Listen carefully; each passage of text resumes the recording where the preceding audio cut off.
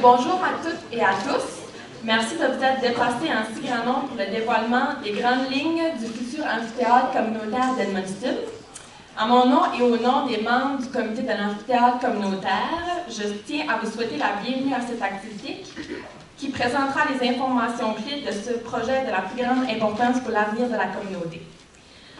Mon nom est Émilie Noble et je suis la coordonnatrice du secrétariat à la jeunesse d'Edmundston et je suis aussi membre du comité de l'amphithéâtre communautaire. Puis aujourd'hui, je vais agir à titre de maîtresse de cérémonie. Permettez-moi tout d'abord de souligner la présence de quelques dignitaires parmi nous. Donc, M. Cyril Simard, maire d'Edmundston. Bonjour, M. le maire. Madame Lynn Carton, représentante de l'honorable Bernard Valcourt, député de Madawaska-Restigouche et ministre des Affaires autochtones et du Développement du Nord canadien. Bonjour, Madame Marie-Josée Michaud, représentante de l'honorable Francine Landry, députée de Madawaska-les-Lacs-Edmundston, ministre de l'Éducation postsecondaire, Formation et Travail et ministre responsable de la francophonie. Bonjour. Messieurs les membres du conseil municipal d'Edmundston, bonjour à vous. Il y en a plusieurs en arrière. Bonjour. Monsieur Jacques-Paul Couturier, vice-recteur de l'Université de Moncton, campus Edmundston. Monsieur Éric Marquis, directeur adjoint de la polyvalente Cité des Jeunes à Sormani. Bonjour à vous. Comme vous le savez, depuis près de 2 ans déjà, il y a un comité de bénévoles qui travaille ardemment à concrétiser le projet de construction d'un amphithéâtre communautaire à Edmundston. Notre présence ici ce matin est une étape de plus vers la réalisation de cet important projet. Sans plus tarder, j'invite le maire de la ville d'Edmundston, M. Cyril Simard, à venir vous adresser quelques mots.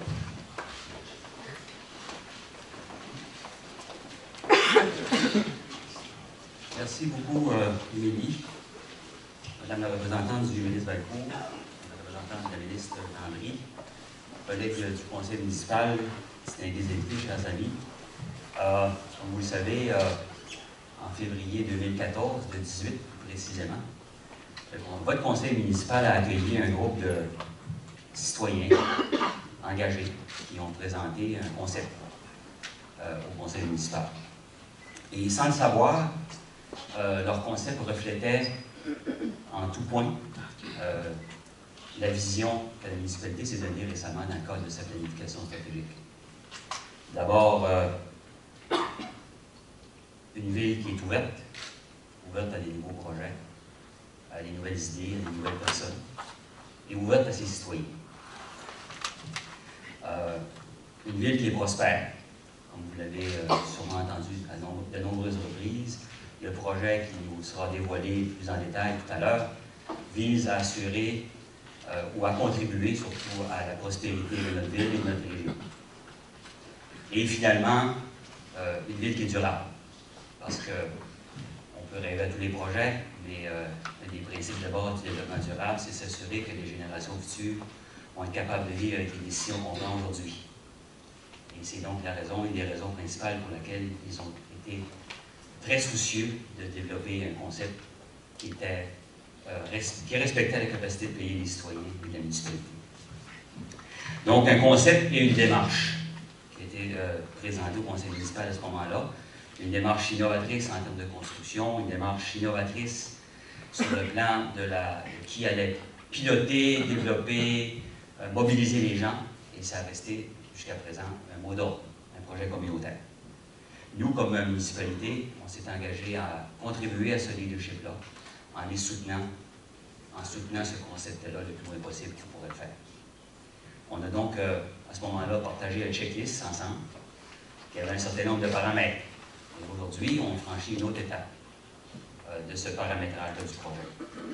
Alors, je vous confirme que récemment, on a eu l'occasion quand même de se voir sur une base régulière avec ce groupe-là, et on nous a présenté, dévoilé ce que vous allez voir tout à l'heure. Et le conseil municipal a confirmé à ce moment-là. On a pris connaissance de ces paramètres de projet qui respectent, je dirais, la vision initiale, qui répond à nos attentes Et aujourd'hui, donc, on n'est pas seulement en train de confirmer un concept, on est en train de confirmer un projet. Un projet qui est configuré, qui est chiffré, qui est mesuré et qui garde évidemment le cap sur les attentes initiales. Et donc, on confirme également qu'on va continuer de soutenir le groupe des citoyens et on les invitait à ce moment-là à venir partager à l'ensemble de la population d'Edmundston le projet dans sa forme actuelle, ce qu'ils vont faire tout à l'heure. Comme partenaire, on s'est évidemment du projet. On confirme également qu'on a fait des demandes officielles à nos deux autres gouvernements fédéral et provincial. Tout à l'heure, je disais à la blague, n'importe quelle fois des annonces, l'ordre n'importe peu. Et pourtant, c'est qu'il fait ces annonces. Alors, on vous laissera ça. Mais on a donc demandé et déposé des demandes officiellement aux deux autres gouvernements pour la réalisation de ce projet-là. C'était très, très important. Comme vous le savez, je l'ai dit tout à l'heure, ça reste un projet citoyen. Il y a vraiment plusieurs raisons qui militent pour cette façon d'opérer. La première, c'est qu'il n'y a rien de plus fort qu'une communauté qui est engagée. Une ville, c'est rien sans les citoyens et les citoyennes dans la ville qui contribuent, comme ils le font à Edmundston, sur une base régulière, à faire en sorte qu'on se projette dans l'avenir de manière réaliste et inspirée en même temps.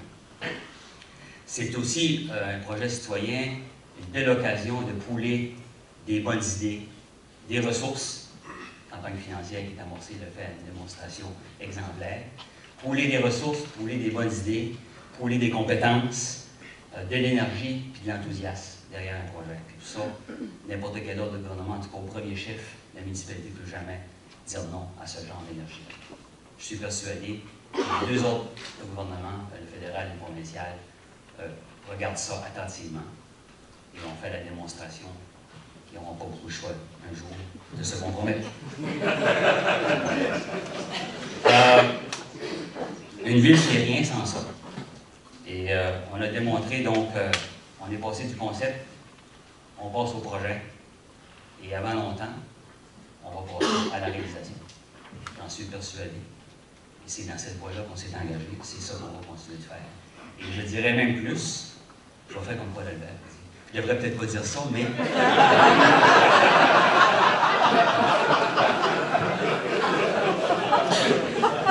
Je vous dirais qu'on va en surprendre plusieurs.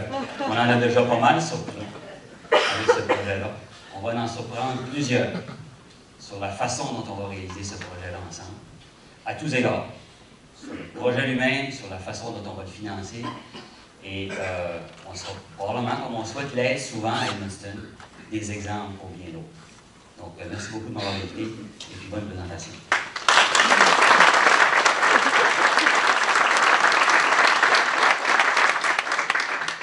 Merci beaucoup, Monsieur le maire, pour vos bons mots. Comme Monsieur le maire l'a mentionné, le projet de l'amphithéâtre communautaire est né d'une initiative citoyenne et le demeure toujours et va le demeurer pour très très longtemps. Aujourd'hui, plus d'une cinquantaine, c'est pas rien, hein, cinquantaine de bénévoles qui sont engagés dans les différents comités associés à la réalisation du projet, le tout chapeauté par le comité de l'amphithéâtre communautaire, qui est responsable aujourd'hui de la présente activité. J'avais dit le maestro, le diapo. Le comité de l'amphithéâtre est co-présidé par M. Paul Albert et M. Paul Berbé, qui lui est comptable professionnel agréé et associé au sein de la firme Raymond Chabot Grant Thornton, qui est ici juste en avant, qui va venir vous adresser la parole dans pas très longtemps. Puis, comme je l'ai dit tantôt, M. Paul Albert, qui est professeur en administration des affaires à l'UMCE. J'invite maintenant M. Berbé à venir vous expliquer le cheminement du projet à ce jour et vous présenter l'équipe de bénévoles.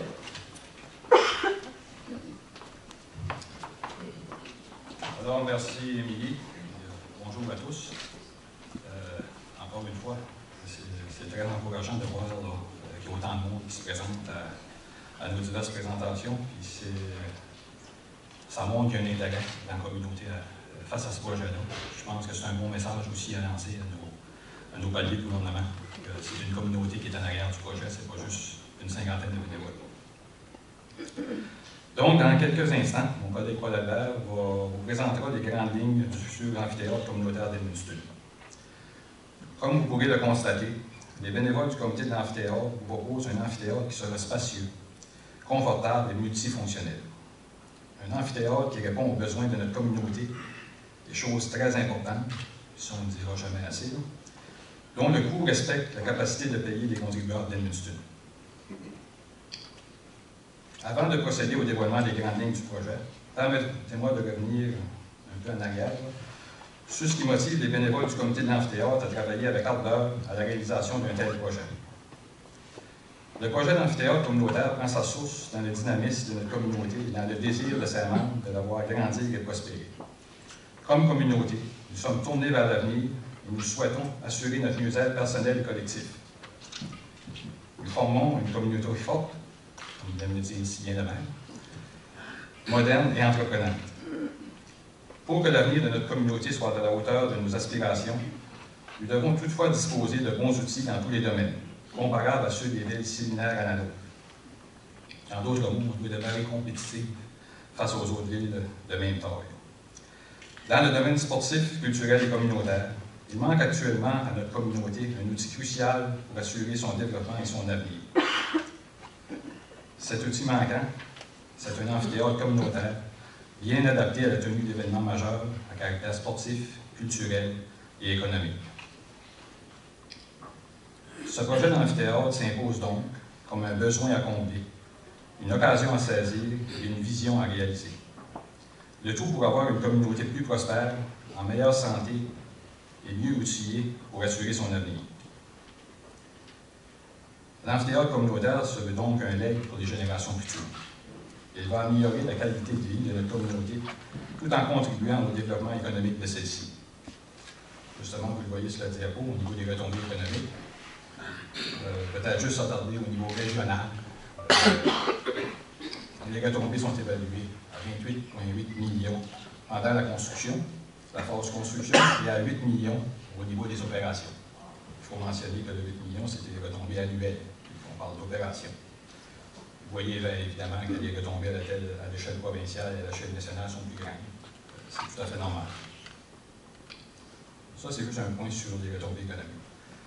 Maintenant, au niveau du plan financier comme tel. On parle souvent d'un projet de 21 millions.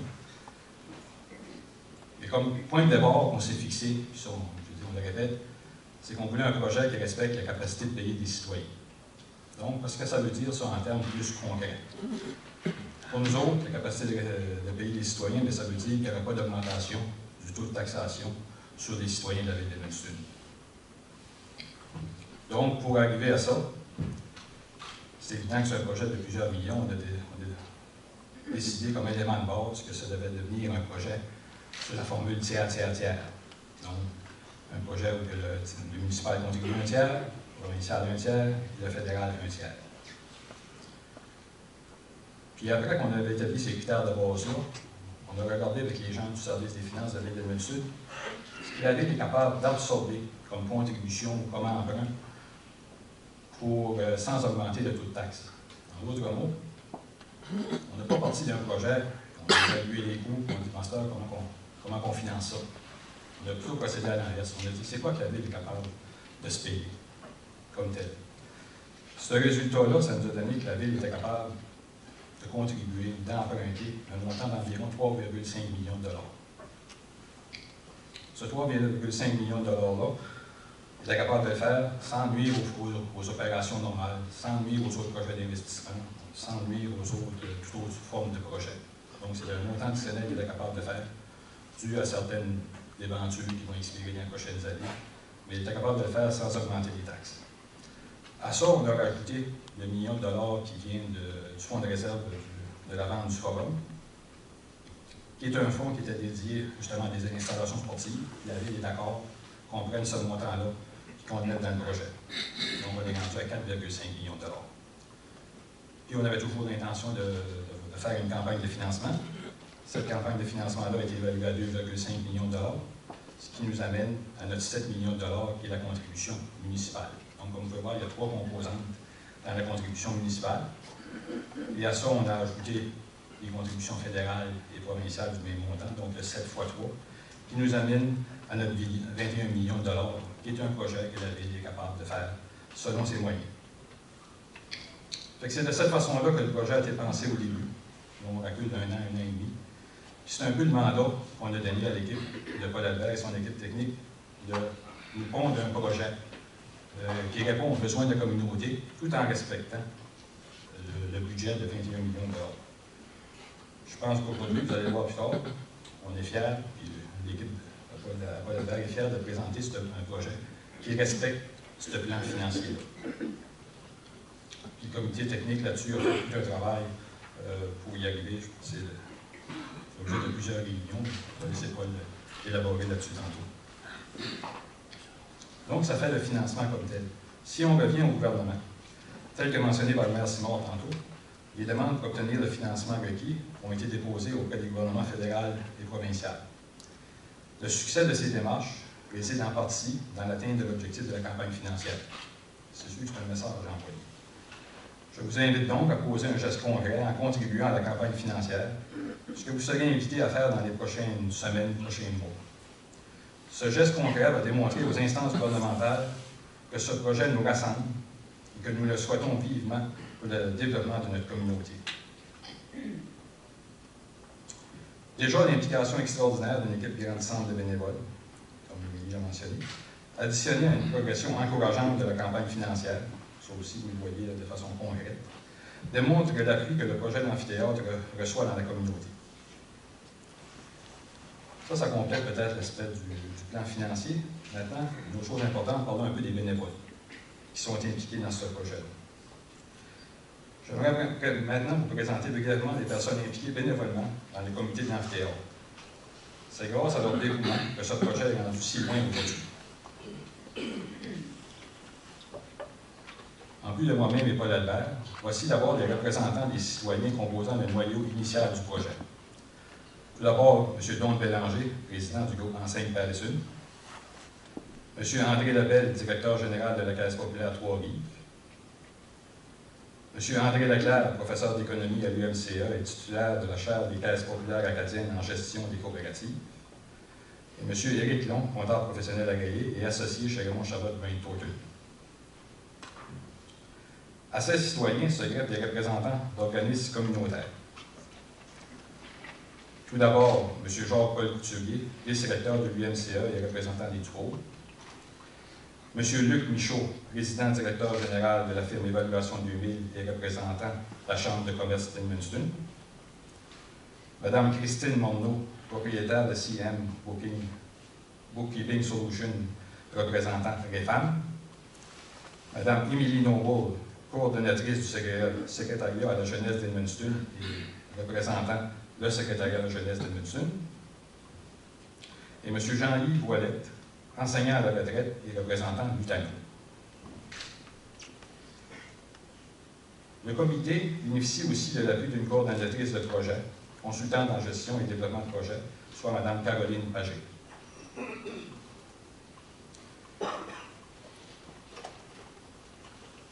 Maintenant, j'aimerais vous parler des personnes impliquées dans certains sous-comités. On a parlé du comité d'amphithéâtre comme tel. Il y a un comité technique qui a travaillé fort. Paul Albert va s'occuper de faire la présentation de ces membres-là dans un instant. Il y a un sous-comité qui est en charge de faire des présentations aux organismes communautaires de la région. On n'a pas nécessairement beaucoup entendu parler jusqu'à présent, mais le travail commence après aujourd'hui. Donc, dans les prochaines semaines, ce comité rencontrera différents groupes pour leur présenter le projet et répondre à leurs questions. Ce comité est composé d'André Leclerc, qui agit comme président de ce sous-comité-là, Mathieu Lemieux, Jean-Yves Voilette, Simon Nadeau et Émilie Noble. Finalement, un comité de communication composé d'Hugues Chiasson, Jacques-Paul Couturier, qui agit comme président, André Leclerc, Christine Morneau, Émilie Noble, Caroline Pagé et Michel Poitras appuient les démarches de tous les bénévoles dans la mise en œuvre d'une stratégie de communication. Cette grande équipe, je suis mis à celle de la campagne financière qu'on a présentée à la dernière rencontre, travaille d'arrache-pied pour réaliser ce projet et nous leur en sommes très reconnaissants. Je vais maintenant céder la parole à Paul Albert, qui est l'autre co-président du comité de l'amphithéâtre. Pour le moment, je pense, tant attendu. Il va nous expliquer c'est quoi un PFT. Vous pourrez présenter le travail réalisé jusqu'à maintenant.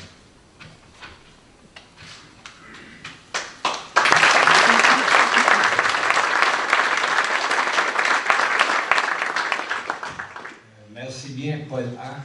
C'est un beau nom. Imagine-toi, non. Je ne sais pas si je devrais dire ça, là, mais j'ai manqué mon coup.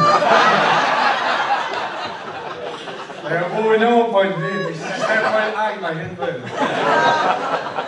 Ça commence bien. Écoutez, encore une fois, on l'a dit la dernière fois, c'était excitant, il y avait une belle énergie dans la salle. Évidemment, c'est encore le cas aujourd'hui. Puis surtout que là, on est à une étape, ça a été tellement bien expliqué par des gens qui vont précéder. Là. Nous, on va plus s'attarder vraiment sur les esquisses et aussi la simulation visuelle. Mais avant, ça va être en 3 étapes. Présenter l'équipe. Puis en passant, quand on dit, vous savez, dans ces choses-là, moi, je me sens toujours mal à l'aise. On dit équipe, il y a un président. Il faut tout le temps qu'on nomme un président. Là. Mais c'est vraiment comme une équipe, qui sont un peu à l'écran. C'est une équipe, en tout cas, extraordinaire, qui a mis beaucoup d'énergie, qui sentait aussi une pression quand même importante. Le maire l'a expliqué, c'est un projet de 21 millions, mais qui doit répondre aux aspirations quand même que tout le monde en avait dans ça. Donc, il y a eu un travail de longue haleine, mais extrêmement motivant. Donc, les noms sont là. Je vais demander si vous voulez juste rapidement juste saluer les gens. Daniel est ici, Daniel Gagné, c'est des gens que vous connaissez. Daniel, André Lebel, Guy Long, je pense que Guy, il ne pouvait pas se présenter ce matin. Caroline, qu'on a présenté tout à l'heure, et Daniel Tallio aussi, qui est à l'extérieur. Donc, ça a été ça comme le noyau, l'équipe qui a travaillé avec, puis on va aller à la prochaine acétate, qui est importante. Je pense que je vais prendre ça ici, là. 1, 2, 3, 4. 1, 2, OK. 1, 2, Eric, oui. OK, regardez ça, c'est important, la question du PFT, le consortium de formation, consortium BC2, GCBD. Puis, regardez, quand on dit ça, c'est une équipe pluridisciplinaire composée en architecture, en structure électromécanique, plus des consultants spécialisés en acoustique, scénographie, technologie. Ça dit beaucoup de choses. Mais ce groupe-là, surtout, là, le mandat, c'était de préparer un projet qui va répondre aux besoins qu'on avait comme communauté et surtout aussi, en répondant aux besoins, il doit le faire dans le cadre des coûts qu'on avait. Puis ici, on présente surtout l'équipe, BC2, puis en passant, ça, c'est une équipe qui a été choisie à partir d'une appel d'offres, puis c'est une équipe très compétente. Vincent Renaud, qui est le directeur du projet, François Séguin, chargé de projet, GCBD, Girard Côté, on peut le voir le nom, et des consultants spécialisés. On parle de Trésor, Alliance, Scénographe Conseil. Ça, je pense que c'est important quand on voit ces noms-là, parce qu'on avait vraiment une équipe où on avait des gens spécialisés dans ce qu'on voulait réaliser comme projet. Je vais en parler un petit peu plus tout à l'heure. OK, Pajot Morel en ingénierie mécanique, etc. Service d'ingénierie BBA. Ivenco, je pense que c'est une entreprise qu'on entend quand même assez régulièrement. Donc, c'est une équipe qui était formée sur mesure pour être capable de nous aider à planifier le projet que je vais présenter dans la prochaine étape. OK? Donc, un programme fonctionnel et technique. On va faire ça de façon quand même assez courte, là, mais c'est important qu'on voit que c'est une étape qui va nous apporter en quelque part. Le premier, c'est d'identifier les besoins de la communauté, valider les besoins et aussi que les gens comprennent bien la vision qu'on avait de ce projet-là. C'est une vision de développement économique, le sport, le culturel, l'événementiel. Ça va se marier, ça va créer beaucoup de choses. Donc, c'est important que cette firme-là, qui en passant, elle est spécialisée justement dans développer des programmes fonctionnels et techniques pour aider des communautés qui ont des projets comme ça à développer un projet qui va entrer dans les paramètres. Donc, premier niveau, c'était besoin, définir les besoins, comprendre la vision des gens, qu'est-ce qu'ils veulent avoir. Et ensuite, c'était de définir, et je vais vous montrer ça en même temps ici, de définir ce qu'on appelle un programme fonctionnel et technique. Et quand le maire disait le projet maintenant, on avance et on a de quoi de concret, là, on a dans ce cadre ici le fruit du travail de ce comité-là. Puis là, ça veut dire quoi le fruit du travail? Ça va être les esquisses qu'on va vous montrer. Le mot esquisse, c'est la simulation visuelle, mais avec un ensemble de fiches techniques. Qu'est-ce qu'il y a dans chacun de ces locales-là? Le local, il sert à quoi? Quelles sortes de matériaux qu'on va avoir là-dedans? Quelles sortes de services qui vont être offerts? Donc, dans ce cadre-là ici que je vous montre, il y a tous ces locaux-là avec des fiches techniques Et ça va plus loin que ça. Voici maintenant ces locaux-là, ces espaces-là. Maintenant, il y a des devis de performance qui sont développés. Voici qu'est-ce que ça doit donner, ça, comme performance, cet amphithéâtre-là, ces locaux-là. Ça, c'est important. Parce qu'on va voir, quand on va passer dans la prochaine étape, ça va être ça, les outils qu'on va utiliser pour être capable de s'assurer que le bâtiment qui va être développé, c'est celui qu'on veut. Donc, définir, puis ensuite, l'autre élément, c'était, ça fait partie là, de ce qu'on a ici, c'est de s'assurer que les coûts sont bien développés. C'est pas juste fait là, dans 5 minutes, on dit voici le coût du projet, du pied carré ou du mètre carré d'un bâtiment, ça donne ça. C'est fait en fonction vraiment des locaux qui sont là-dedans et c'est évalué là, de cette façon-là. Donc, c'est une évaluation rigoureuse par une firme, et c'est ça son travail d'expertise, ce consortium-là. D'accord? Ça, c'est l'élément coût, puis ensuite, on arrive avec un échéancier de projet. Bon, donc, pour ce qui est du mandat, là, je viens d'expliquer un petit peu, là, besoin, définir le projet, établir les coûts et aussi développer un échéancier. Ça, c'est des éléments principaux. C'est ce travail-là qui explique les esquisses que vous avez probablement tout le monde hâte de voir dans quelques minutes, c'est le résultat de ce travail-là. Ça, on l'a mentionné dans la démarche consultation diverses. On rencontrait justement hier soir des gens qui sont interpellés à utiliser ce bâtiment-là. On les avait rencontrés quelques mois passés pour leur expliquer un petit peu où on était rendu. Puis les consultations on s'est promené comme pas mal, aller voir autour pour les infrastructures qui pouvaient avoir certaines ressemblances. Je vais rapidement, mais il est important, le troisième point qui est dans le 1, troisième tiret. Concept clé en main, conception, construction. J'espère que je vais pouvoir l'expliquer comme il faut. Là. À partir d'aujourd'hui, on a en main tout ce qu'il faut pour aller à l'étape, justement, de conception-construction. Donc, on va aller en appel d'offres prochainement, et on espère, évidemment, quand on va aller en appel d'offres, c'est lorsqu'on a reçu le financement, puis on va aller en appel d'offres pour trouver des gens qui vont concevoir et construire le bâtiment en fonction de tout ce qu'on a là-dedans. OK? Donc, on a fait beaucoup de travail pour ne pas avoir de surprises. On sait que dans ces gros projets-là, il y a souvent des surprises qui peuvent nous attendre. On a décidé d'investir pas mal au début pour très bien le définir. Et lorsqu'on va aller en appel d'offres pour voir les gens qui vont le construire, OK, on va être capable de suivre le projet comme il faut. Fait qu'on entend souvent dans nos mots le concept clé en main. Et ça, c'est la formule que nous, on est arrivé, c'est de cette façon-là que notre 21 millions, on va travailler. C'est avec ça qu'on travaille, et c'est avec ça que le constructeur devra développer son projet. Puis on se dit, c'est réaliste parce que ça a été vraiment bien casté ici. Donc, c'est faisable de le faire dans ce moment-là. Donc, concept clé en main, vous avez 21 millions, vous allez préparer le projet, puis vous allez nous donner, il va être fini, puis il va correspondre à tout ce qui est là-dedans, avec les devis de performance, on va être capable d'évaluer ça. Donc, OK? Donc, aujourd'hui, on vous présente des esquisses et des simulations. Ça devrait donner quelque chose qui ressemble à ça. OK? On va voir. OK, je vais aller un petit peu plus tard expliquer là, quand on aura des maquettes. Des éléments non négociables. Infrastructure de 21 millions. Vous l'entendez souvent, hein?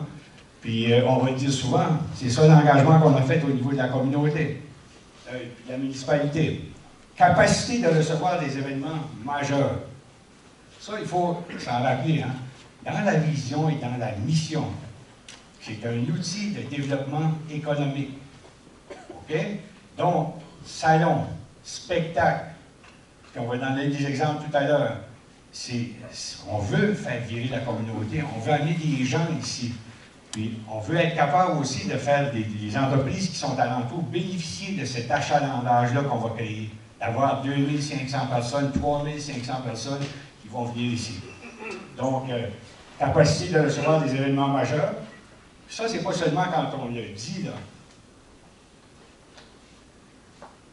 Tout à l'heure, je dis tout le temps, Cyril, tu vas me dire après ça tout à l'heure, tu dis tout le temps tout à l'heure. OK, ça fait que je ne dirai pas tout à l'heure, je vais me rendre là et je vais vous l'expliquer. Ça aussi, c'est important ici. Là. Très important. Ça peut être une petite phrase, pas nécessairement très creuse, là, mais c'est ça le projet qu'on fait. Il faut être bien assis. Okay? Puis bien assis, ça implique toutes sortes de choses. Ça. La largeur du banc, il est fait de comment, c'est quoi la pente des gradins et tout ça. Mais il faut qu'on soit bien assis. il faut qu'on voit bien. Tout ça paraît évident, mais il y a des endroits qu'on voit, on n'aura pas des colonnes devant nous, ça c'est clair dans les nouvelles structures, mais il y a des façons de s'assurer qu'on voit bien, l'éclairage fait partie de tout ça, qu'on voit bien. Et celui-ci, là, c'est un gros défi. On sait qu'il est bien entendre. On a tous vécu, on a tous été dans des amphithéâtres, dans des arénas, et souvent, s'il y a un endroit où ça cloche, c'est un peu cet endroit-là. Donc, tout le volet acoustique est vraiment traité dans nos fiches techniques. Il y a des normes qu'il va falloir qu'elles soient respectées par ceux qui vont les faire. Ils sont mesurables. D'accord? Bien assis, bien voir, bien entendre. Et le lien avec le pavillon sportif, on va avoir un exemple qui s'en vient. Et ça doit être quoi de beau, là. On va l'expliquer tout à l'heure. Hey, j'espère que les étudiants ici, là. Je sais pas, parce que quand une mère dit ça, je ne sais pas si je devrais vous dire ça, là, quand ça dans la classe, c'est pas que je dois dire souvent. Présentation des esquisses et la simulation visuelle. Peut-être avant d'aller au prochain. Esquisse, pourquoi? Parce que c'est une esquisse, c'est quelque chose que ça devrait ressembler à, mais en considérant tous les espaces, les volumes, le rôle qu'il devrait jouer. C'est encore une esquisse parce que ce n'est pas encore le constructeur qui l'a développé. Et une simulation visuelle. Pourquoi le mot simulation? On essaie de présenter peut-être le plus près de ce qu'on peut voir, qu'est-ce que ça va donner comme image. Et ça va être le clou à la fin là, lorsqu'on va présenter ça. OK, maintenant, alors, partie de fois. OK, regardez, on est ici. Et l'amphithéâtre est installé, je pense que cet endroit-là, on le connaît, mais quand on voit, c'est un site extraordinaire, ça. Puis des fois, nous, on n'a pas la chance de se promener en hélicoptère, en avion, tout le temps de voir d'en haut, mais extraordinaire, pourquoi? Parce qu'il fait partie de ce qu'on appelle l'île du pôle, puis en passant, là, quand on parle de l'île du pôle, ce mariage-là qu'on a entre trois institutions, le secondaire, le collégial et l'universitaire, les gens commencent à regarder ça beaucoup, là, comment ils ont réussi à faire ça dans notre région. C'est un atout incroyable qu'on a. Donc ça, c'est là, l'île du pôle. C'est plusieurs étudiants qui sont là. C'est un endroit de rassemblement déjà qu'on veut augmenter. Donc, un site extraordinaire à cause de l'île du pôle. Et au niveau des accès, il y en a un qui va faire rire tout à l'heure, au niveau des accès, regardez, là, on a des accès de par les institutions. L'autoroute, elle est ici. On a un accès par là aussi. Du côté ici, la piste des pelouses, c'est pas encore quelque chose qui est développé, c'est en terre, mais ça va se faire aussi. Donc, quand on regarde de façon globale, on est vraiment dans un endroit stratégique où il y a des accès très intéressants. La visibilité de ça, quand on se promène, c'est très fort. Et c'est celui-là que je disais, le stationnement. Hey, on en a en masse du stationnement. À cette heure, je pense que vous êtes tous d'accord, s'il y a des gens qui ont fait leur retour ce matin, mais à 10 h, le mardi matin, c'est pas le temps de faire un événement majeur pour avoir 3500 personnes. Fait que mais on a identifié à peu près comme 1400 espaces de stationnement qui sont alentours, proches là, qui sont alentours, mais évidemment, des activités majeures vont se faire de façon générale, hein, les fins de semaine, dans des moments où ces stationnements-là sont vides. OK? Puis j'aurais peut-être même le goût de dire ça. Si ça arrive des fois qu'il faut chercher du stationnement, on a apporté 2500 personnes qui viennent ici, là, puis qui s'amusent, puis qui s'en vont dans nos restaurants, qui font tout, je pense qu'on peut faire le sacrifice un peu, là, puis ça va aider à tout le monde. OK, ça fait que le site, extraordinaire. Prochain. Oh, t'es plus vite que moi, là. OK? Bon, hey, écoutez, là, ça, c'est peut-être pas, c'est chez nous, ça, là. C'est ça qu'on essaie de faire ici, là. C'est pas au Centre Bell, là, c'est ici, là. OK. Qu'est-ce qu'on dit? Une configuration intimiste. Bien, regardez, pensez aux endroits qu'on va, là, vraiment, c'est quoi? Là, on a vraiment tout le tour, là. Hein, c'est comme un amphithéâtre où les gens peuvent se dire, on voit comme quoi les gens s'entretuer pendant les parties de hockey, et tout ça, là, ça, c'était un peu dans mon texte. Et quand même, ici, on a un amphithéâtre qui est là. Donc, ça, c'est important parce que, écoutez, quand on a eu à faire le travail d'arriver à 21 millions, il y a eu un moment donné qu'il y avait des enjeux d'être capable de livrer ça.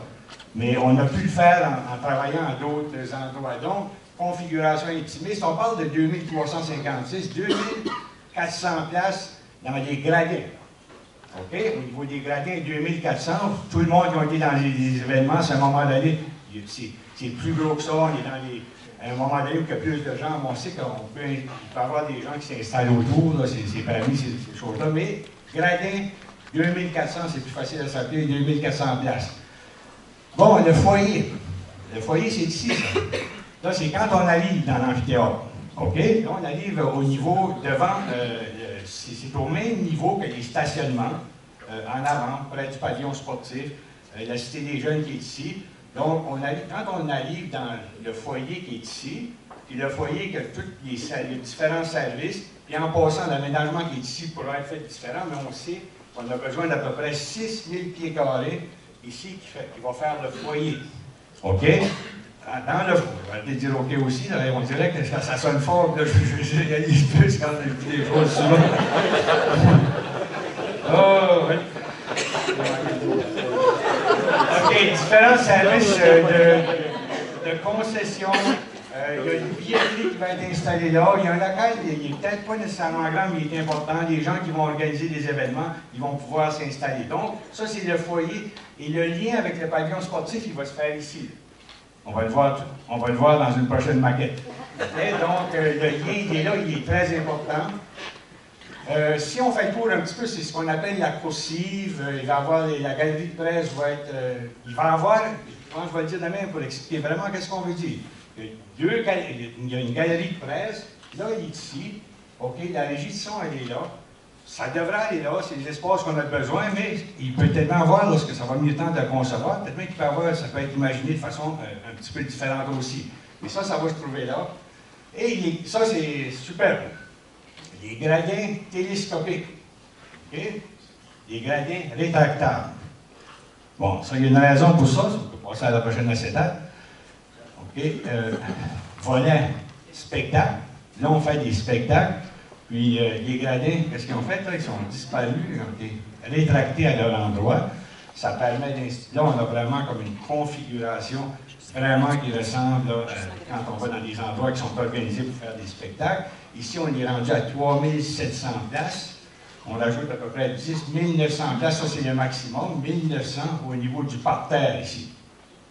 Avec une scène adaptée. Puis quand on disait que le Trésor, Ivenco, ces gens-là, c'est qu'est-ce qui a été prévu là? C'est vraiment des scènes qui correspondent aux attentes là, des promoteurs, des spectacles, des gens qui veulent venir. C'est tout construit de cette façon-là. D'accord? Ça fait que la scène est encore là, toujours, des fois, là, on ne peut pas le répéter assez souvent, effort énorme pour avoir une acoustique qui fait qu'on s'en va dans un spectacle. OK? Puis on va vivre une expérience intéressante. On ne vivra pas d'essayer de comprendre ce qui se dit là. Donc, c'est ça l'objectif, c'est ça que le travail va donner. Prochaine. Et ça paraît pas grand-chose, mais c'est très important. Là, ici, on est au niveau du plafond. OK? Fait qu'au niveau du plafond, on a une hauteur de 45 pieds. Un amphithéâtre, juste pour donner quand même un petit indice, un aréna ordinaire, c'est peut-être 25-26 pieds. OK? Là, on a 26 pieds, pourquoi? Parce qu'on veut tenir des spectacles, on veut tenir des événements. Pour faire ça, ici, on a une passerelle technique. Il en parle ici. Les promoteurs là, de spectacles, d'événements, ils allument quand ils voient ces choses-là. Okay? Ils allument. Parce qu'écoutez, on va pouvoir travailler. Là. On a une passerelle, puis on va pouvoir travailler. Certains ont fait une grille technique d'accrochage. Donc, eux autres, ils reculent avec leurs équipements, puis ils viennent s'accrocher. Ils viennent s'accrocher, système de son, de lumière. Et c'est pas juste quelqu'un qui a pris ça et a mis des grilles comme ça. Là.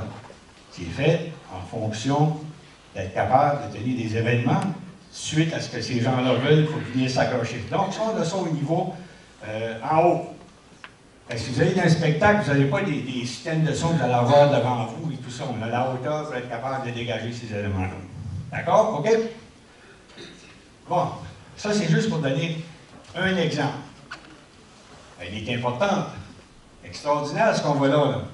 On a un amphithéâtre et on a un pavillon sportif à gauche. Et vous voyez la passerelle qui est en bleu. Vous pouvez voir tout le bleu, là, qui est en bleu. Je partais pour dire, bon, on aurait pu mettre du rouge, du bleu.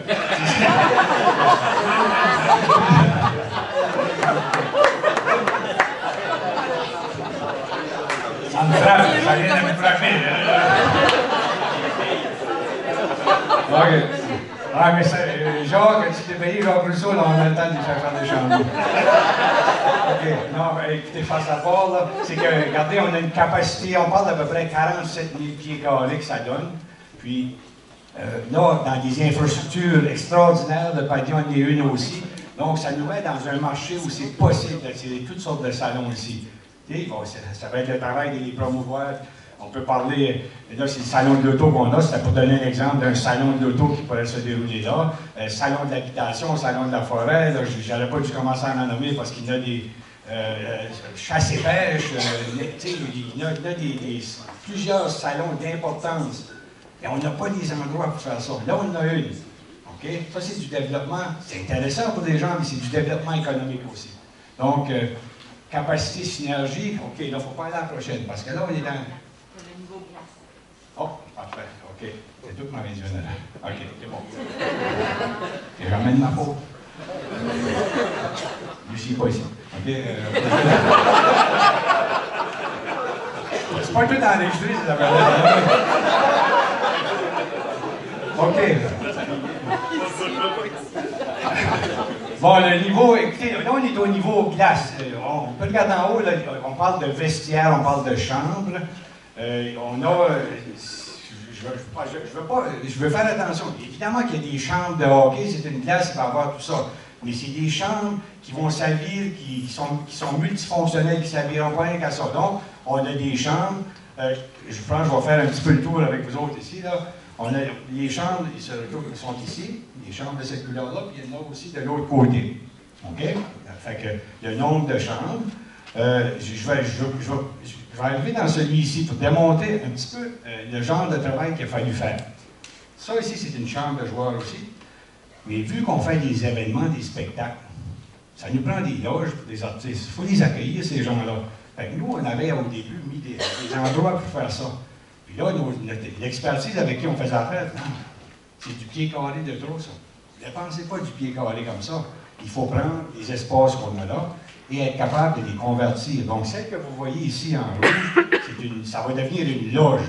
Puis une belle loge, là. C'est fait en fonction ici, qu'il y a des rideaux qui sont installés. C'est tout fait pour habiller ça très rapidement, ça devient une loge. Parce que les gens... Excusez, je m'étends un petit peu, les gens vont dire « Hey, les chambres de joueurs, ça sent pas tout le temps bon, ces affaires-là. » Comment on va faire ça?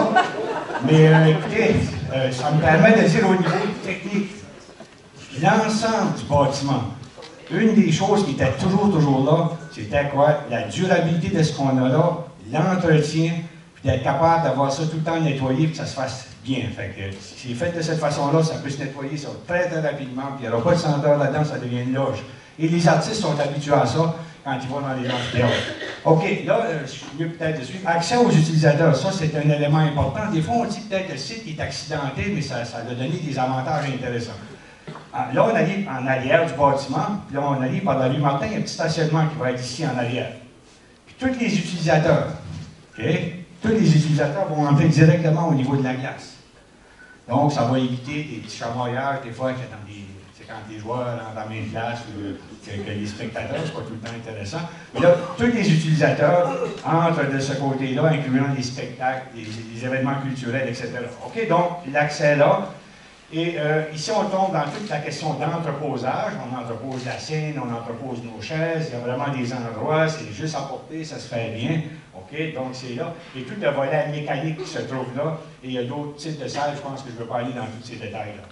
Donc, honnêtement, et les membres du comité, d'où même les membres du comité, c'est l'amphithéâtre, c'est la municipalité, c'est toutes des choses qu'on va vraiment montrer à tout le monde, et on sent vraiment qu'on a un projet de 21 millions, et on a un projet qui va répondre aux attentes qu'on s'était fixées du début. Okay? Événements, sport, puis là, on n'est pas ici pour donner toutes sortes d'exemples, on peut penser, là, sport-études, on peut penser à des ligues qu'on a moyen de mettre en place. Écoutez, on a l'endroit idéal, puis ça va être une belle infrastructure. Mais, ayant dit ça, là, c'est le moment. OK, on sait, là, ça a été tellement bien dit par les gens avant, c'est pas souvent dans notre vie qu'on a la chance de faire un projet qui peut, on dit, le mot était peut-être trop fort, changer une communauté, mais qui peut la positionner à un endroit qu'elle devrait être, qu'elle mérite d'être là, et puis il faut être là si on pense à notre jeunesse et dans le futur, parce qu'on a été choyés, nous autres, de venir au monde ici avec des gens qui nous ont pris des risques à des moments donnés, qui nous ont donné qu'est-ce qu'on a. C'est ce genre de projet-là, il est important, il peut faire ça. Qui de mieux que des jeunes qui sont capables de porter le projet, c'est les autres qui vont venir nous apporter la maquette. Parce qu'on le fait pour tout le monde, mais on le fait pour nos jeunes.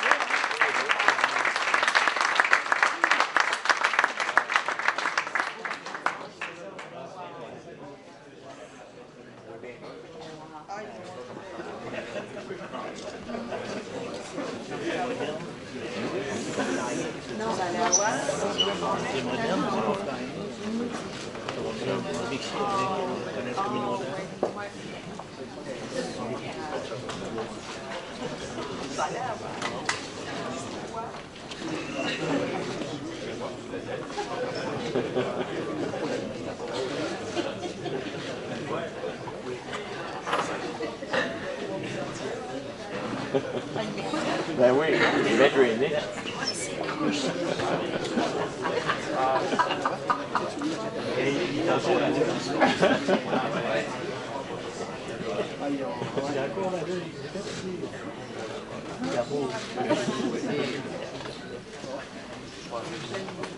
Ah, t'es beau.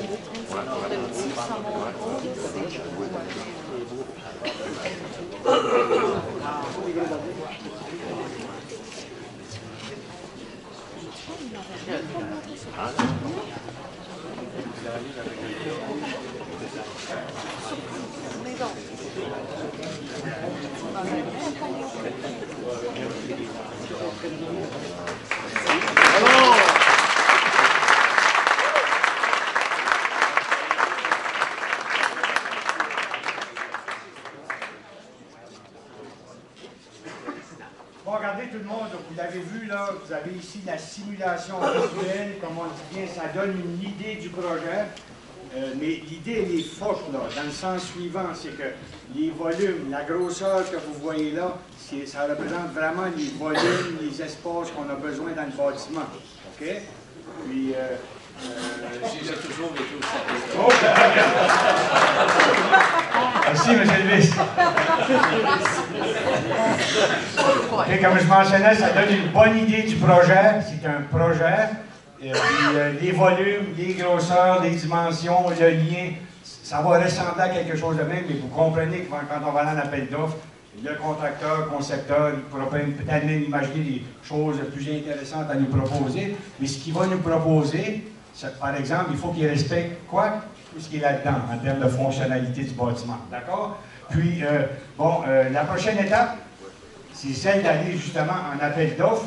Donc, la prochaine étape pour les gens qui sont sur le comité, puis nos gens qui sont au niveau politique, c'est vraiment maintenant de finaliser les investissements qui sont demandés. OK? Comme on a dit, ce qu'on peut dire à ce moment-ci, c'est qu'on a vraiment comme une bonne écoute. Les gens travaillent fort pour essayer d'être capables de faire ça. Puis, c'est de se préparer. Quand on aura le financement, c'est là qu'on va se préparer à aller en appel d'offres pour être capable de réaliser le projet.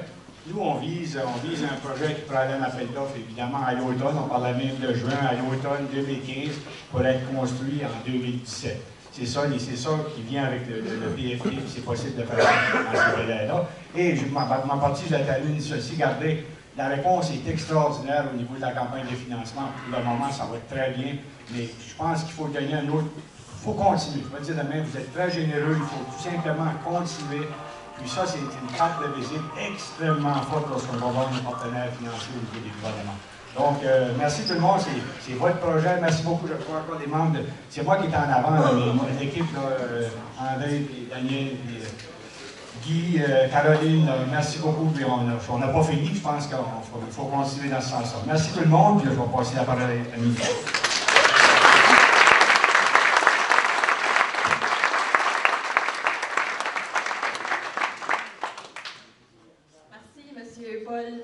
Paul B. À propos de l'information qui a été partagée ce matin. En tant que jeune citoyenne d'Edmundston, je suis vraiment fière aujourd'hui de constater la présence de plusieurs jeunes qui fréquentent les 3 établissements de l'Édupool. En tout cas, je me fais la porte-parole en mon propre nom, puis en votre nom aussi, de dire que c'est un grand plaisir de voir une telle initiative se concrétiser dans notre communauté afin de la rendre plus dynamique, plus prospère et plus invitante pour les jeunes qu'on a ici, mais les jeunes qui veulent revenir, et les prochaines générations de jeunes également. Je tiens à remercier les gens qui œuvrent à la réalisation de ce projet. Tel qu'il a été mentionné par M. Albert, la campagne financière va très très bien, mais vous êtes quand même toujours invités à donner généreusement, on sait. Ensuite, on invite les gens qui sont intéressés à devenir bénévoles pour la campagne financière d'approcher soit un membre du comité d'amphithéâtre ou de toutes les personnes qui sont impliquées de près ou de loin au niveau de l'amphithéâtre ou Caroline. Il y a encore de la place pour les bénévoles au niveau de la campagne financière. Comme on le dit depuis le début, je vais le répéter pour faire sûr que le message est vraiment bien compris, mais l'amphithéâtre communautaire s'agit d'un projet communautaire, bien entendu, inclusif, puis qui rassemble toutes et tous.